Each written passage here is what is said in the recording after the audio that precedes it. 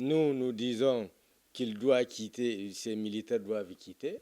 Lui, il dit non, il va transformer ses bases en académie. Est-ce que nous lui avons dit que nous avons besoin de l'académie? Donc, ça veut dire que c'est toujours la même conception de Macron, que nous, Africains, nous sommes des enfants qui ont besoin d'un tuteur, et ce tuteur-là, c'est Macron, c'est l'empereur Macron, qui est ce tuteur-là et qui peut décider quand il veut, où il veut, de ce qui est bon pour l'Afrique. Donc, en réalité, il a monté d'un cran le mépris. Parce que si réellement il nous respecte, mais c'est à nous de dire ce que nous voulons. Ce n'est pas à lui de dicter nos besoins à l'Élysée, et il décide d'aller en campagne pour évidemment nous informer que voilà ce qu'il a décidé pour nous. Sa tournée là, c'est aller nous dire ce qu'il a décidé pour nous sans notre consentement. Barkhane a fait au moins 9 ans au Mali. À quoi a servi l'existence de Barkhane au Mali? Jusqu'à ce que les Maliens ont compris que c'est la supercherie. Opération Sabre était pratiquement depuis 2009-2008 au Burkina. Et c'est au nez et devant les yeux de ces militaires de l'opération Sabre que le Burkina a perdu 40% de son territoire. Nous, qu'est-ce qu'on nous a dit? On nous a dit qu'effectivement, la France, ce sont nos yeux, la France, ce sont nos oreilles. Dites-moi, tous les drames que le Niger a connus, est-ce qu'ils ont vu quelque chose? Est-ce qu'ils ont entendu quelque chose? S'ils avaient vu quelque chose, on allait contenir les massacres qu'on a connus. Si ils étaient réellement nos oreilles, comme on dit, on allait entendre et se préparer en conséquence. Mais ils n'ont ni vu, ils n'ont ni entendu, et les conséquences, nous avons enregistré des massacres. Le dernier, c'est celui de Entebbe. Les renseignements, ça ne se vend plus. Voilà là où on a besoin des militaires français, c'est en Ukraine.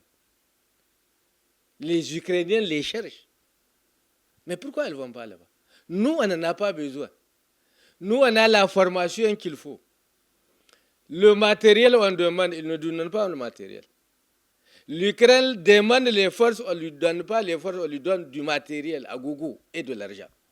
Nous, on ne nous donne pas le matériel, on ne nous donne pas l'argent, mais on nous envoie des forces dont l'inefficacité n'est plus à démontrer maintenant. Le peuple s'est révolté du fait de cette inefficacité. Ce qu'il a fait là pour l'Afrique, est-ce qu'il peut le faire pour l'Asie? De l'Élysée et dicter les besoins de l'Asie? Est-ce qu'il peut le faire? Est-ce qu'il peut le faire pour la Chine? Est-ce qu'il peut le faire pour un autre continent? Quel que soit ce que nous vivons, quand même, nous sommes des démocraties. Et on a un peuple souverain.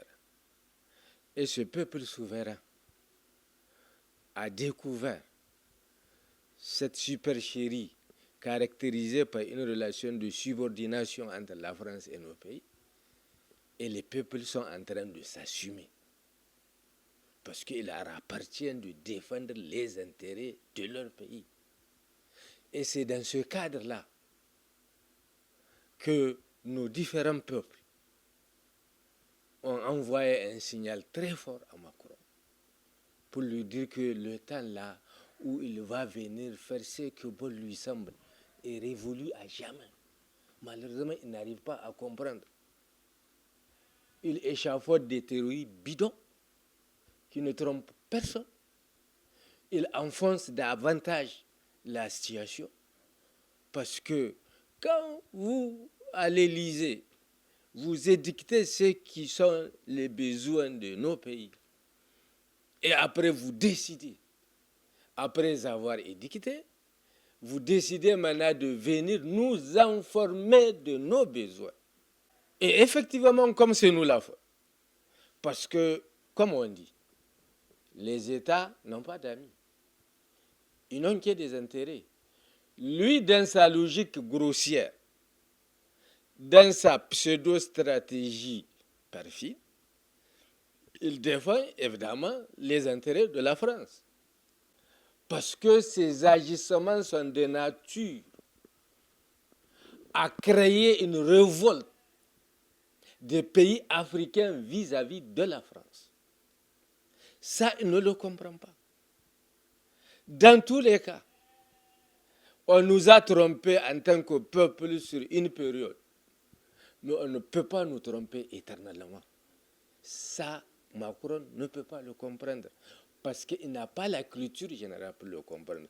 Parce qu'il est emprisonné dans un passé à jamais révolu. Mais il ne le comprend pas. Je crois qu'il appartient au peuple français de freiner un peu ce mépris de Macron vis-à-vis des pays africains. Sinon, il va porter un énorme préjudice à la France en tant que pays.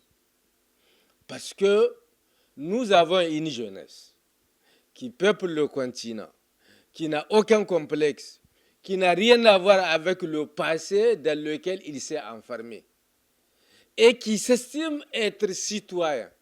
Au même titre que les citoyens français, ils aspirent à un bien-être et ils ne vont pas accepter qu'ils soient sacrifiés pour d'autres intérêts.